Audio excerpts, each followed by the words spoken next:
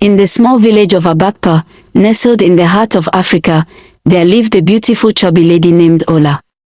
Her beauty was undeniable, but her love for money was even more striking. Ola had a peculiar way of judging people, and her criterion was simple: wealth. If a man was rich, she would lavish attention on him, no matter his age or appearance.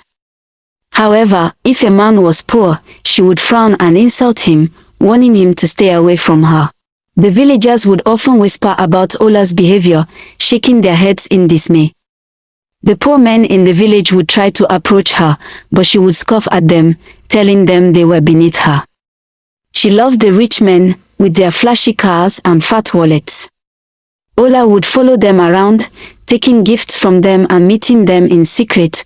Ola's grandmother, Nana, had raised her from a tender age. Nana's eyes would well up with tears whenever she thought about her daughter and son-in-law, who had died in a tragic accident on their farm.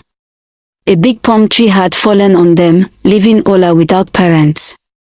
Nana had taken on the responsibility of caring for her granddaughter, but Ola never listened to her wise words. Nana would often sit Ola down and advise her to change her ways. "Ola, my child, money is not everything," she would say. "A man's worth is not measured by his wealth, but by his character. You should look for someone who loves you for who you are, not just your beauty or your body." But Ola would laugh and ignore her grandmother's words. As time went on, Ola's behavior became more and more brazen. She would sneak around the village, meeting her rich lovers in bushes, huts, and questionable places. The villagers would whisper about her exploits, and Nana's heart would ache with worry. One of Ola's lovers was a wealthy old man named Chief Okoro. He was known for his ruthlessness and cunning, but Ola was blinded by his wealth. She would do anything to keep him happy, and he would lavish her with gifts and attention. But one fateful night, Chief Okoro's true nature revealed itself. He took Ola to an abandoned hut on the outskirts of the village and subjected her to unspeakable abuse. Ola was left battered and bruised, both physically and emotionally. The incident left Ola's life in shambles. She became withdrawn and isolated, unable to face the world. Nana's heart broke when she saw Ola's condition. She had warned her granddaughter about the dangers of her lifestyle, but Ola had refused to listen. Now, Nana's worst fears had come true. As Ola struggled to come to terms with what had happened, but with Nana's support and care, Ola slowly began to heal. Nana thought Ola had learned a lesson from her past experiences. She believed that the abuse she suffered at the hands of Chief Okoro would be a wake-up call for her granddaughter. But as Ola's physical injuries healed, Nana began to notice that her behavior hadn't changed. Ola continued to follow rich men, young and old, sick and healthy, as long as they had money to offer her. Nana's heart sank as she realized that Ola hadn't learned from her past mistakes.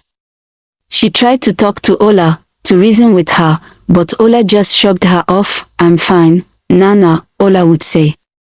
"I can take care of myself." But Nana knew that Ola wasn't fine. She was still trapped in a cycle of self-destruction, and Nana didn't know how to help her. One day, Ola met a young man named Tond. He was charming and handsome, and he had a lot of money. Ola was immediately drawn to him, and she began to spend all her time with him. At first, Tond seemed like a perfect catch. He showered Ola with gifts and attention, and she felt like a queen. But as time went on, Ola began to notice that Tond was very possessive and controlling. Nana tried to warn Ola, but she wouldn't listen. Ola was too caught up in the attention and affection Tond was showing her. She didn't see the warning signs, and she didn't realize that she was in danger. As the days went by, Ola's relationship with Tond became more and more toxic. He would belittle her and control her every move. Tond was a bad partner. He shouted at Ola and even hit her in public, but Ola stayed with him because of the money and gifts he gave her. She put up with the abuse.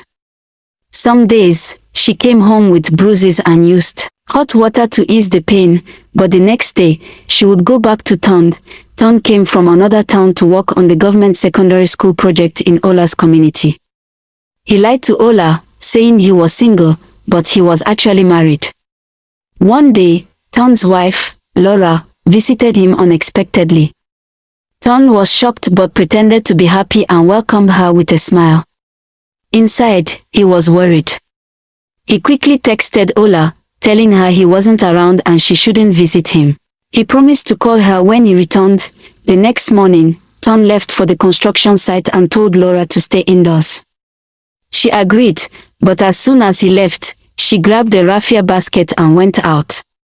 She asked the neighbors for directions to the market, saying she wanted to surprise her husband with a nice meal.